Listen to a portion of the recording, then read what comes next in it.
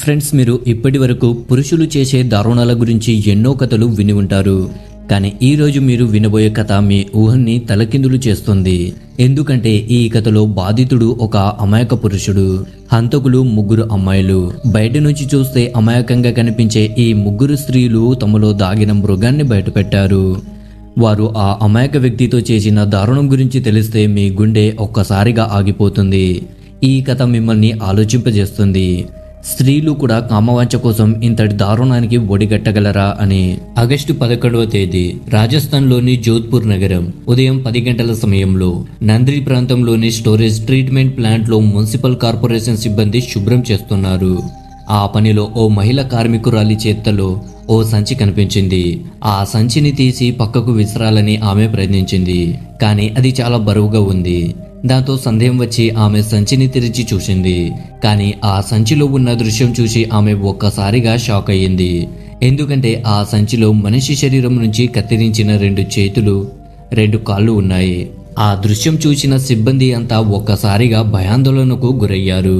వెంటనే వారు police control room కి సమాచారం అందించారు. సమాచారం అందుకున్న వెంటనే బనాడ్ పోలీస్ స్టేషన్ నుంచి పోలీసుల బృందం ఘటన స్థలానికి చేరుకుంది. Plant supervisor Poonam Chand Valmiki, operator పప్పు మండల్ పోలీసులకు చెప్పారు. వారు స్టోరేజ్ శుభ్రం చేస్తుండగా ఓ గుడ్డ సంచిలో మనిషి చేతులు, కాళ్ళు కనిపించాయని, ఆ తెలుపు ఎరుపు రంగుల సంచిపై భాగ్యలక్ష్మి టెక్స్టైల్స్ జిల్లా పాలి అని రాసి ఉంది. ఇది అత్యంత గంభీరమైన విషయం కావడంతో పోలీసులు వెంటనే ఉన్నతాధికారులకు సమాచారం అందించారు. పోలీసులు ఆ కత్తిరించిన అవయవాలను జాగ్రత్తగా పరిశీలించి అవి ఒక పురుషుడివి అని, వాటిని ఏదో పదునైన కట్టర్ మిషన్తో కోసినట్లు అనుమానించారు. కానీ ఇప్పుడు మృతుడి తల, శరీరం ఎక్కడ అన్నది పోలీసుల ముందు ఉన్న అతి పెద్ద ప్రశ్న. కేవలం చేతులు కాళ్ళతో గుర్తింపు సాధ్యం కాదు. గుర్తింపు లేకపోతే దర్యాప్తు ముందుకు సాగడం కష్టం. అందుకే వెంటనే డాగ్ స్క్వాడ్, FSL బృందాన్ని రంగంలోకి దింపారు. కానీ ఇప్పటికీ మృతుడి గురించి లేదా హంతకుల గురించి ఎలాంటి సూచనలు దొరకలేవు. కత్తిరించిన అవయవాలను MGH హాస్పిటల్ మెర్చిరికి పంపించారు. ఇప్పుడు పోలీసులకు అత్యవసరం మృతుడి తల, శరీరాన్ని కనుగొనడం. అందుకే ఆ పరిసరాల్లోని స్టోరేజ్ పైప్ లైన్లలో జెట్ మిషన్ల సహాయంతో సెర్చ్ ఆపరేషన్ మొదలైంది. అలాగే సమీపంలోని అన్ని పోలీస్ స్టేషన్లకు ఫోన్ చేసి కనబడకుండా పోయి నమోదైన వ్యక్తుల వివరాలను సేకరించడం ప్రారంభించారు. అదే రోజు సాయంత్రం 4 గంటల సమయంలో బనాడ్ పోలీసులకు మరో సమాచారం అందింది. స్టోరేజ్ లైన్లో ఇంకో సంచి దొరికింది. అందులో కత్తిరించిన తల ఉంది.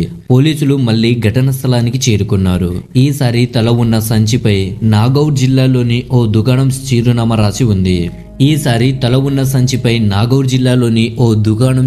రాసి ఉంది. అయితే పోలీసులు ఆ తలను కూడా హాస్పిటల్ మెర్చరీకి పంపించారు. బనాడ్ పోలీస్ స్టేషన్లో ASI గోవర్ధన్ రామ్ రిపోర్ట్ ఆధారంగా అజ్ఞాత వ్యక్తులపై హత్య కేసు నమోదు చేసి దర్యాప్తు మొదలుపెట్టారు. ఈ కేసు గంభీరతను దృష్టిలో ఉంచుకుని బహుళ బృందాలను ఏర్పాటు చేశారు. ఇంకా మృతుడి శరీరం దొరకలేదు కాబట్టి స్టోరేజ్ ప్లాంట్ కు సంబంధించిన నీటి కాలువల్లో ఆధునిక యంత్రాలతో సెర్చ్ ఆపరేషన్ కొనసాగించారు. అదే రోజు రాత్రి నాగౌర్ జిల్లా నుంచి జోధ్పూర్ పోలీసులకు సమాచారం అందింది. చరణ్ సింగ్ అలియాస్ సుచిల్ జాట్ అనే యువకుడు ఆగస్టు 10 నుంచి కనబడట్లేదు. అతని మిస్సింగ్ రిపోర్టు మెరాట్ సిటీ పోలీస్ స్టేషన్లో నమోదైందని తెలిసింది. జోధ్పూర్ పోలీసులు చరణ్ సింగ్ ఫోటోను తీసుకుని స్టోరేజ్ లో దొరికిన తల ఫోటోతో పోల్చి చూశారు. 2 ఒకటిగానే ఉన్నాయి. వెంటనే మెరాట్ సిటీ పోలీసుల సహాయంతో చరణ్ సింగ్ కుటుంబ సభ్యులను జోధ్పూర్ కు రప్పించారు. మరుసటి రోజు అంటే ఆగస్టు 12న సుశీల్ కుటుంబ సభ్యులు జోధ్పూర్ చేరుకుని పోలీసులను కలిశారు. వారిని MGH హాస్పిటల్ మెర్చరీకి తీసుకెళ్లారు. అక్కడ కత్తిరించిన అవయవాలను చూసిన వెంటనే వారు ఆ శరీర భాగాలు తమ కొడుకు చరణ్ సింగ్ అలియాస్ సుశీల్ జాట్వేనని గుర్తించారు. సుశీల్ తండ్రి నెమరామ్ కన్నీటి పర్యంతమయ్యాడు. సుశీల్ వారి ఏకైక సంతానం. అతని మామ కొడుకు రాజేందర్ జోధ్పూర్ పోలీసులకు చెప్పాడు. 2 నెలల క్రితమే సుశీల్ కు రాజస్థాన్ ప్రభుత్వ వ్యవసాయ శాఖలో అసిస్టెంట్ అగ్రికల్చర్ ఆఫీసర్ గా ఉద్యోగం వచ్చింది. అతని పోస్టింగ్ నాగౌర్ జిల్లాలోని కురియాలా గ్రామంలో ఉంది. ఆగస్టు 10న సుశీల్ ఇంటి నుంచి బయటకు వెళ్లాడు కానీ తిరిగి రాలేదు. ఇప్పుడు మృతుడి గుర్తింపు తేలినందున పోలీసులకు దర్యాప్తులో కొంత సమయం లభించింది. సుశీల్ కుటుంబ సభ్యులతో విచారణ జరిపారు. హత్యకు కారణాలు, హంతకుల గురించి ఏమైనా సమాచారం దొరుకుతుందేమోనని. అయితే విచారణలో 2013లో సుశీల్ జాట్కు బోరుంద నివాసి పోకర్రామ్ జాట్ కుమార్తె సీమతో వివాహం జరిగిందని తేలింది. కానీ వారి అప్పగింతలు అంటే వివాహం తర్వాత భార్యను భర్త ఇంటికి తీసుకెళ్లే సాంప్రదాయం ఇంకా జరగలేదు. ఆ రోజుల్లో అప్పగింతల గురించి చర్చలు జరుగుతున్నాయి. అయితే సుశీల్ కుటుంబం మరియు సీమ కుటుంబానికి మధ్య సున్నపు కొలిమి విషయంలో వివాదం నడుస్తోందని కూడా తెలిసింది. నెమరాం తన కొడుకు అప్పగింతలను జరిపించాలని కోరుకున్నాడు. కానీ పోకర్రామ్ కుటుంబం ముందు ఆ వివాదాన్ని పరిష్కరించాలని కోరింది. ఒకవైపు పోలీసులు హత్య కారణాలు, హంతకుల కోసం దర్యాప్తు చేస్తుండగా మరోవైపు స్టోరేజ్ ప్లాంట్ కు సంబంధించిన కాలువలు, పైప్ లైన్లలో సుశీల్ శరీర భాగాల కోసం శోధన కొనసాగించారు. ఈ క్రమంలో మెరాట్ సిటీలోని ఒక పబ్లిక్ పార్క్ సమీపంలో సుశీల్ కు చెందిన బైక్ ఉన్నట్లు సమాచారం అందింది. పోలీసులు ఆ పార్క్ సమీపంలోని సీసీటీవీ ఫుటేజ్ ను పరిశీలించారు. సాయంత్రం 5 గంటల సమయంలో సల్వార్ సూట్ ధరించిన 2 యువతులు సుశీల్ బైక్ ను అక్కడ పార్క్ చేస్తున్నట్లు ఫుటేజ్ లో కనిపించింది. ఈ ఆధారంతో పోలీసులు అనుమానించారు సుశీల్ హత్యకు సంబంధం అతని అత్తమామల వైపు నుంచి ఉండొచ్చని. అందుకే దర్యాప్తు దిన నంద్రి ప్రాంతంతో పాటు సుశీల్ అత్తమామలు ఉన్న బోరుంద వైపు కూడా మళ్లింది. పోలీసులు సుశీల్ భార్య సీమ, ఆమె 2 అక్కలలో ఒక అక్కను పోలీస్ స్టేషన్ కు తీసుకొచ్చి విచారణ చేశారు. మొదట్లో వారు సుశీల్ హత్యలో తమ పాత్ర లేదని గట్టిగా చెప్పారు. కానీ కఠినంగా విచారించగా సీమ తన నేరాన్ని అంగీకరించింది. కానీ విచారణలో షాకింగ్ విషయాలు బయటపడ్డాయి. చరణ్ సింగ్ అలియా సుశీల్ జాట్ హత్యలో 23 ఏళ్ల సీమతో పాటు ఆమె 2 అక్కలు 25 ఏళ్ల ప్రియాంక, 27 ఏళ్ల బబిత మరియు ప్రియాంక బాయ్ ఫ్రెండ్ భయారా జాట్ పాల్గొన్నారు. భయారా కిన్సర్ థానా పరిధిలోని కాంటియా గ్రామానికి చెందినవాడు. సీమ, ప్రియాంక, బబిత ముగ్గురు బోరుంద ప్రాంతం నివాసులు. ఈ ముగ్గురు సోదరిమణులు వివాహితులే. కానీ సీమ అప్పగింతలు ఇంకా జరగలేదు. ఈ ముగ్గురు స్వేచ్ఛాయుత జీవన శైలిని కోరుకున్నారు. కఠిన విచారణలో ముగ్గురు సోదరిమణులు సుశీల్ హత్య గురించి చెప్పిన కథ విని రోమాలు నిక్కబొడిచాయి. బోరుందలోని ఢాణియా నివాసి పోకర్రామ్ కు 7 కుమార్తెలు, ఒక కొడుకు. అతను తన కుమార్తెలందరికీ ఒక్కొక్కరికి వివాహం చేశాడు. 4 కుమార్తెలు వారి అత్తింట్లో భర్తలు, పిల్లలతో సంతోషంగా ఉన్నారు. కానీ సీమ, ప్రియాంక, బబిత ఈ ముగ్గురు వివాహితులైన బబిత, ప్రియాంక తమ భర్తలను వదిలేశారు. సీమ చిన్నదైన ఆమె 2013లో నాగౌర్ జిల్లా మెరాట్ సిటీ నివాసి నెమరామ్ జాట్ కొడుకు సుశీల్ తో వివాహం చేసుకుంది. కానీ అప్పగింతలు జరగనందున ఆమె ఇంకా తన అత్తమామల ఇంటికి వెళ్ళలేదు. ఇప్పుడు సుశీల్, సీమ వివాహానికి 7 ఏళ్లు గడిచాయి. సుశీల్ వయసు 27 ఏళ్లు. అతనికి మంచి ప్రభుత్వ ఉద్యోగం కూడా వచ్చింది. కానీ వివాహం జరిగిన భార్య సాంగత్యం లేక అతను నిరాశలో ఉన్నాడు. సుశీల్ కుటుంబం సీమ అప్పగింతల గురించి ఒత్తిడి చేస్తోంది. కానీ సీమ తన అప్పగింతలు చేయడానికి అంగీకరించలేదు. ఆమె తల్లిదండ్రులను బెదిరించేది. అప్పగింతలు చేస్తే తీవ్ర పరిమాణాలు ఉంటాయని ఆమె 2 అక్కలు కూడా ఆమెకు మద్దతు ఇచ్చేవారు. ముగ్గురు సోదరిమణులు ఒకే వైపు నుండి మాట్లాడేవారు కాబట్టి వారి తల్లిదండ్రులు కూడా నిస్సహాయంగా ఏమీ చేయలేకపోయారు. సీమ 23 ఏళ్లకు చేరుకుంది. సుశీల్ ఆమెతో ఫోన్లో మాట్లాడేటప్పుడు ఆమె హాయిగా నవ్వుతూ ప్రేమగా మాట్లాడేది. కానీ కలిసి జీవించాలని అడిగినప్పుడు ఆమె కోపంతో ఊగిపోయేది. ఇలా 2013 నుంచి 2020 వరకు గడిచిపోయింది. కానీ అప్పగింతలు జరగలేదు. సుశీల్ ఆమెతో శారీరక సంబంధం కోసం, భార్యాభర్తల సంబంధం కోసం పట్టుబట్టేవాడు. ఒకరోజు శారీరక సంబంధం గురించి మాట్లాడుతూ హేళన చేశాడు. సీమ నిరాశకు గురై తన అక్కలు ప్రియాంక, బబితతో తాను చనిపోతాను కానీ సుశీల్తో వెళ్ళనని చెప్పింది.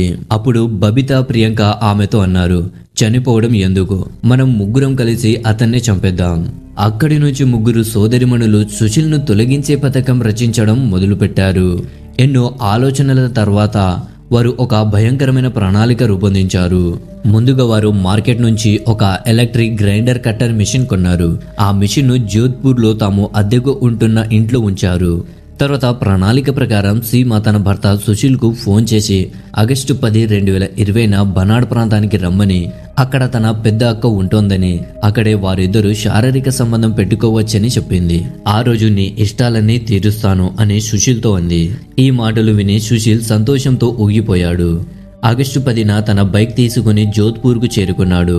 అక్కడ సీమ అతని ఎదురు చూస్తూ కనిపించింది. ఆమె సుశీల్ బైక్ పై ఎక్కి అతన్ని తన అక్కలు ఉంటున్న నంద్రి ప్రాంతంలోని ఇంటికి తీసుకెళ్లింది.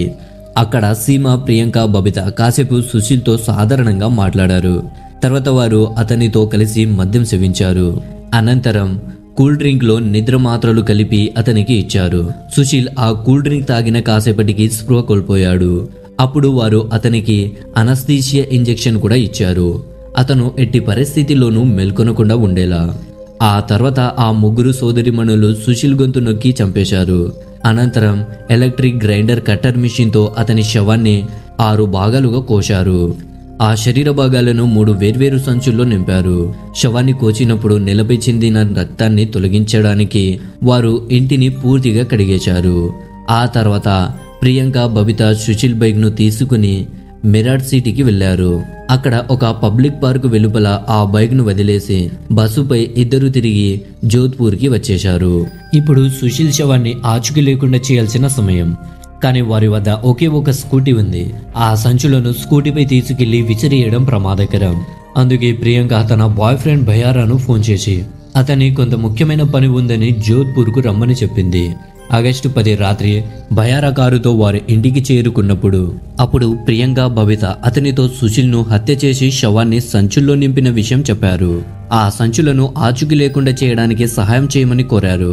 మొదట భయారా నిరాకరించాడు, కాని వారు అతన్ని బెదిరించారు. సహాయం చేయకపోతే తాము ఆత్మహత్య చేసుకుంటామని. అతను దానికి కారణంగా భయపడి వారికి సహాయం చేయడానికి అంగీకరించాడు. మొదట సుశీల్ చేతులు, కాళ్ళు, తల ఉన్న 2 సంచులను వారి ఇంటి నుంచి 100 మీటర్ల దూరంలోని స్టోరేజ్ లైన్లో విసిరేశారు. తర్వాత శరీరం ఉన్న 3వ సంచిని రాతానాడ పోలీస్ లైన్ వెనుక నీటి కాలువలో విసిరాలని ప్లాన్ చేశారు. కానీ అక్కడ పోలీస్ చెకింగ్ ఉండడంతో వారు నాగౌర్ రోడ్ వైపు వెళ్లి అక్కడి నీటి కాలువలో ఆ సంచిని విసిరేశారు.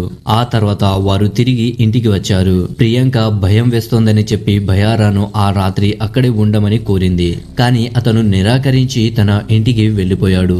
మరుసటి రోజు ఆగస్టు 11న స్టోరేజ్ శుభ్రపరిచే సిబ్బందికి ఒక సంచిలో సుశీల్ చేతులు, కాళ్ళు దొరకడంతో నగరమంతా ఒక్కసారిగా కలవరపడింది.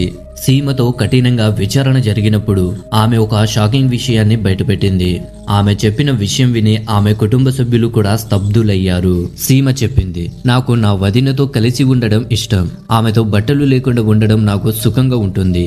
అంతేకాదు సీమకు కాలేజీలో ఇతర అమ్మాయిలతో కూడా సంబంధాలు ఉన్నాయని తెలిసింది. అంటే సీమ సమలింగ సంబంధాలను కోరుకునేది. ఇదే కారణంగా వివాహం జరిగి 7 ఏళ్లు గడిచినా ఆమె సుశీల్తో కలిసి జీవించడానికి ఇష్టపడలేదు. ఈ ఘటన బయటపడిన తర్వాత ఆగస్టు 13న 4 నిందితులు సీమ, ప్రియాంక, బబిత, భయారాలను అరెస్టు చేసి జైలుకు పంపించారు. తన భర్త సుశీల్పై ద్వేషంతో తమ స్వేచ్ఛ కోరికల కోసం సీమ అతన్ని హత్య చేసింది. ఆమె తన జీవితంతో పాటు తన 2 అక్కలు, ప్రియాంక బాయ్ ఫ్రెండ్ జీవితాలను కూడా నాశనం చేసింది. సుశీల్ తండ్రి నెమరాంకు అతని ఏకైక కొడుకు మరణంతో తీరని గాయాన్ని మిగిల్చారు. సో ఫ్రెండ్స్, ఈ కథ మీ మనసును కదిలించిందా? కామెంట్ బాక్స్ లో మీ ఆలోచనలను పంచుకోండి. ఈ వీడియో మీకు నచ్చితే లైక్ చేయండి, మీ స్నేహితులతో షేర్ చేయండి. ఇలాంటి నిజమైన సంఘటనల గురించి తెలుసుకోవడానికి మా ఛానల్ ను సబ్స్క్రైబ్ చేయండి. Thank you friends, thank you for watching.